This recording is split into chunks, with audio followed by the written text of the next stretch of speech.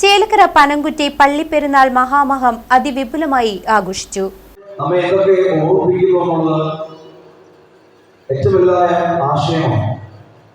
അത് ക്രിസ്തുവെന്ന സുവിശേഷത്തെ നിർബന്ധമായും രക്ഷകന്റെ അനുഭവത്തെ നിർബന്ധമായും ഓർക്കേണ്ടതാണ്.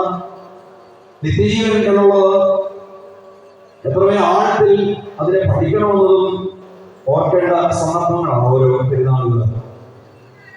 സ്നേഹ നൽകുന്ന ആ പിതാവിന് മധ്യസ്ഥയിൽ അറിയപ്പെട്ട് ലഭിക്കുന്ന അനുഗ്രഹങ്ങളെ ഓർക്കുകയും നന്ദി പറയുകയും ചെയ്യുന്നതിനപ്പുറത്തേക്ക് എത്രത്തോളം ക്രിസ്താനുഭവങ്ങൾ യേശു ക്രിസ്തു എന്ന അനുഭവം നമ്മുടെ ജീവിതത്തിലുണ്ട്, അവൻ വെച്ചു നീക്കിയ നിത്യജീവന്റെ അനുഭവം എത്രത്തോളം നമ്മുടെ ഉള്ളിലുണ്ട് എന്നുള്ളത് നാം തന്നെ വിലയിരുത്തേണ്ട കാര്യമാണ് പോകുന്നത്.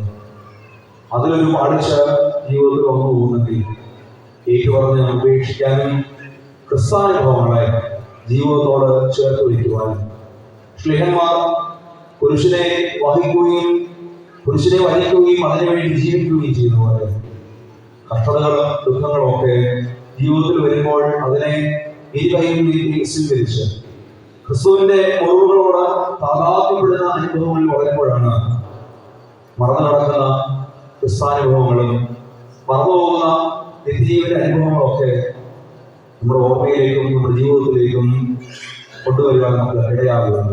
അതുകൊണ്ട് ആയുസ്സോടതിനു മുമ്പ് നല്ലൊരു ക്രിസ്താനുഭവം ജീവിതത്തിൽ ഉണ്ടാകുവാനും ഓരോ വിശുദ്ധ കുർബാന അനുഭവത്തിലും ഓരോ ആരാധനയുടെ അനുഭവങ്ങളിലും ആ ഒരു ക്രിസ്താനുഭവത്തെ ക്രിസ്തു എന്നതിനെ അനുഭവിച്ചറിയാൻ നിത്യജീവന്റെ അനുഭവങ്ങളിലേക്ക് പതുക്കെ പതുക്കെ ഒരു ചുവടെങ്കിൽ ഒരു ചുവട് നടന്നെടുക്കുവാൻ ഇടയാകണമെന്ന് 2 ദിവസങ്ങളിലായി വിവിധ പരിപാടികളോടെ നടന്ന Chelakkara Panamkutty Saint Thomas Orthodox പള്ളിപ്പെരുന്നാളിന്റെ സമാപന ദിവസത്തിൽ പള്ളിയിൽ പ്രഭാത നമസ്കാരം, തുടർന്ന് ഫാദർ ബഹനാൻ കോരൂത്തിന്റെ പ്രധാന കാർമ്മികത്വത്തിൽ വിശുദ്ധ കുർബാന, സ്ലീബ എഴുന്നള്ളിപ്പ്, പ്രദക്ഷിണം, ആശീർവാദം, 12 മണിക്ക് നേർച്ച സദ്യയും നടന്നു.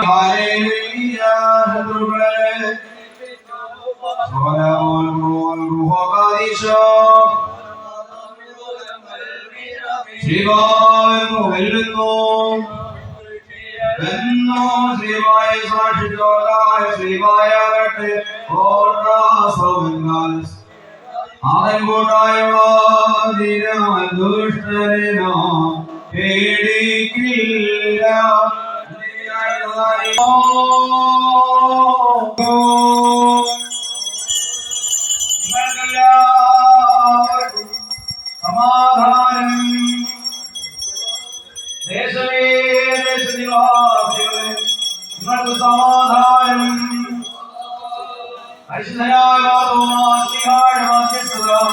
ഈ ദേശത്തിന് കാവലായി തീരട്ടെ.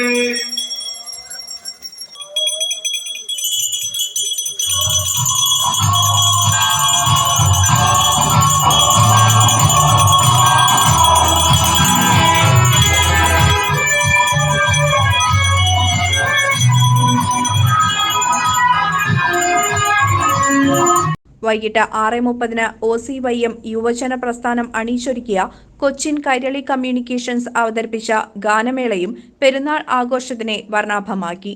CCV news, Chelakkara.